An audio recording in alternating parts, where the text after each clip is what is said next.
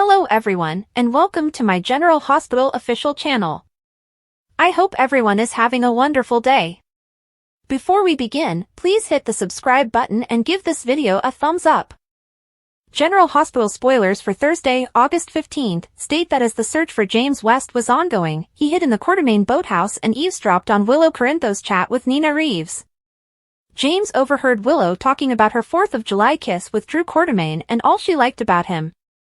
Willow knew it was inappropriate because of her marriage to Michael Corinthos, but Nina acted like a normal person and minimized everything. Afterward, Nina and Willow went to the Quartermaine kitchen, where Michael asked Nina to an extended family meal later this month, mentioning Drew will be there. Felicia Scorpio then chastised Max Scorpio for interfering with Cody Bell's relationship with James in order to punish him. Outside the stables, Cody blamed himself for James' disappearance, but Sasha Gilmore assured it wasn't his fault and was confident they'd locate him soon. When James emerged from the boathouse, he attempted to retrieve a flying disc that had fallen into the lake and fell in. Cody heard James cry for help and went in to save him. After Cody brought James to safety, Mac arrived to discover that Cody had saved the day. At Deception, Lucy Coe was all for Natalia Ramirez becoming CFO and receiving Sonny Corinthos' money, but Tracy Quartermaine was against it. After Jason Morgan reviewed the facts and persuaded Lois Cerullo that the money was genuine, she went to Deception and stated that she believed the offer was legitimate. Natalia swore to cancel the agreement if she discovered anything unethical, so Lucy welcomed her as their new CFO. Nonetheless, Tracy was concerned that Sonny's involvement could lead to the company's demise. Back at Sonny's penthouse, Jason conveyed information from Brick about John Cates transporting Clement Moore out of GH the day he was last seen. Jason and Sonny wondered if John was involved in the medicine change. When Sonny discovered that John was at the gallery with Ava Jerome and Scott Baldwin, he ordered all three of them watched. Sonny stated that since John was plainly prepared to violate borders in order to pursue him, he might have to as well. At the gallery, John hugged Ava because he believed he was so close to taking down Sonny thanks to her. Ava inquired about a backup plan in the event that the Clement strategy failed, but John was confident in his trap. Scott received updates on the plan to use Clement as bait and advised hiding him at Windmere, which remained empty until its sale. Ava proposed Clement rat her out for knowing Sonny's medications had been changed, but Scott appeared as if they could make an agreement. Ava was also concerned about the images of her argument with Christina Corinthos Davis, but John predicted that the photos would convey a different story depending on how they were seen. Scott eventually reached Clement's location and prepared to transfer him to Windmere. According to General Hospital spoilers, John's strategy will undoubtedly involve some twists and turns, so stay tuned. Jason will finally hit the jackpot, which could include evidence that Scott Baldwin is harboring Clement Moore at Windmere. The former General Hospital star, who portrayed Brando Corbin from January 2020 to September 2022, was fatally shot in late May. While taking restaurant coworker Anita Joy to her car after a late shift, the actor noticed robbers attempting to steal his vehicle's catalytic converter. Wachter initially thought his truck was being towed, Joy explained. When it became evident that this was not the case, he stepped in front of her, protecting her from harm. As I heard the shot ring into the night, he violently tumbled back into my arms, she recalled. And as I clutched for him, I cried, "Honey, are you okay?" He merely said nope. Shot.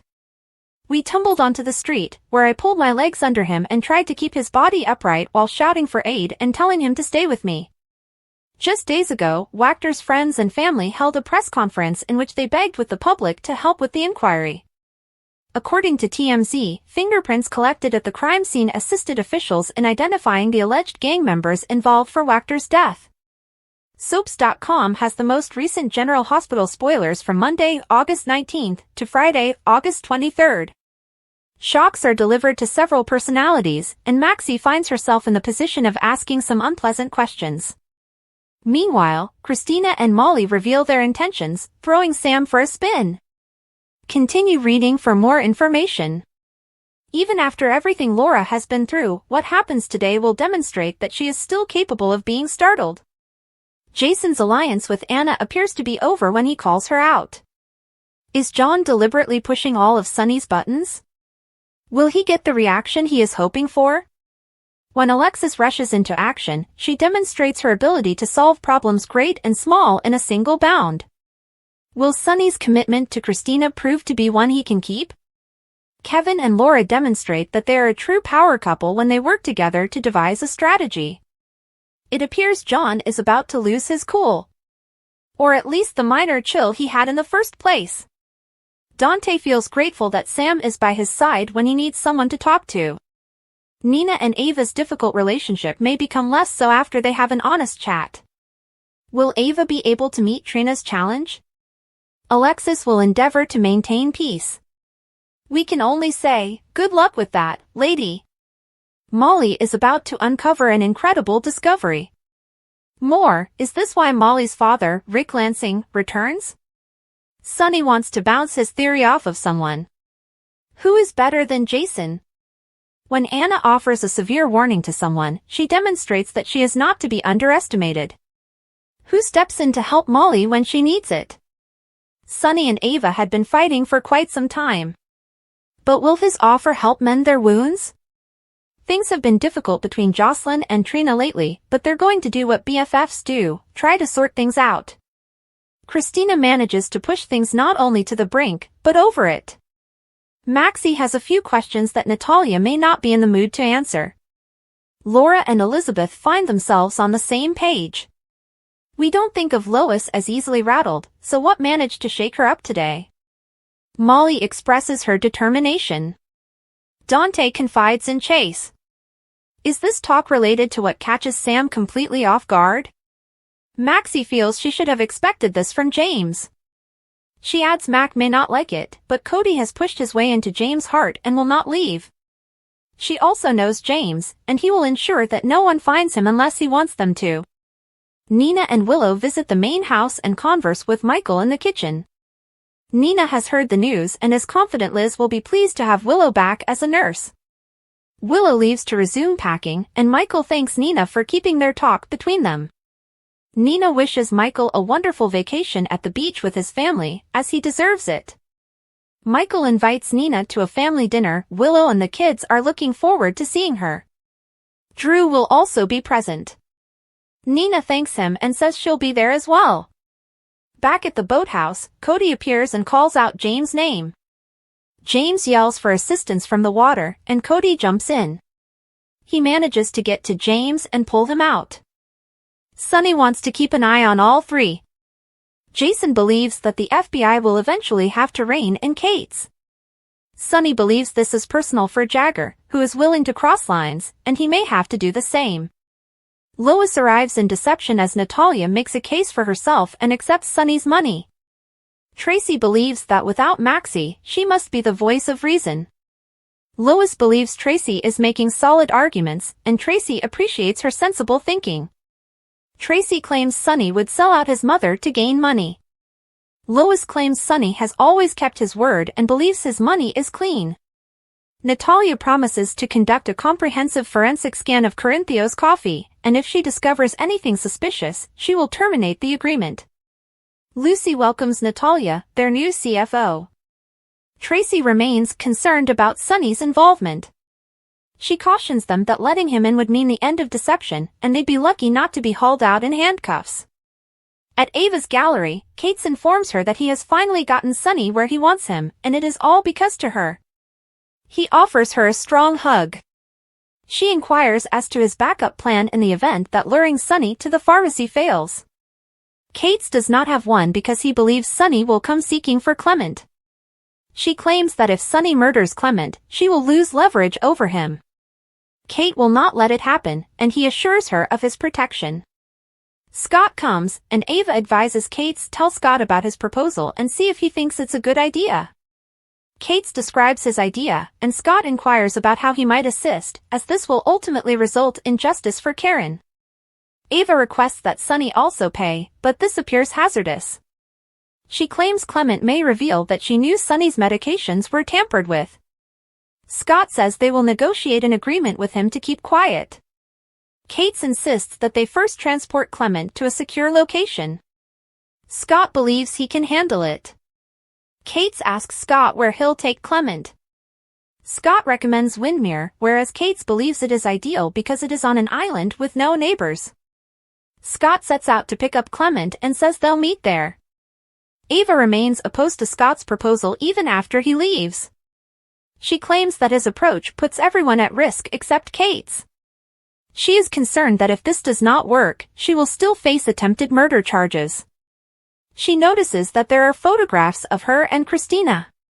Kate's has seen them, but from another perspective, they could tell a different story about what transpired in that room. Scott arrives at the cabin to pick up Clement. The pharmacist asks who he is. Scott says he's come to save him. General Hospital felt a little more subdued this week, in contrast to the intensity of the previous 2 weeks, which focused mostly on Christina and the baby. However, by Friday's episode, it was a very different story, as the week finished with 3 major cliffhangers. Not only that, but I am wondering how they will bring in the major returnees to the ABC soap. Let's begin this week's column with what I consider to be the best and happiest portion of the week, the conclusion of Mac and Cody's father-slash-son tale. Having James flee only to be rescued by Cody was the ideal way for Mac to understand he was being an ass and let go of his resentment. It also made him realize that Cody was not the same person he was a year ago, or even when he first arrived in town. I can't wait for any pleasant Scorpio Jones-Bell moments to happen. Felicia returns to the boathouse docks and asks Mac if he is pleased. He is and says she was correct.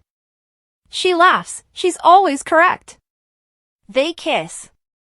Anna arrives at Laura's workplace, as per her invitation.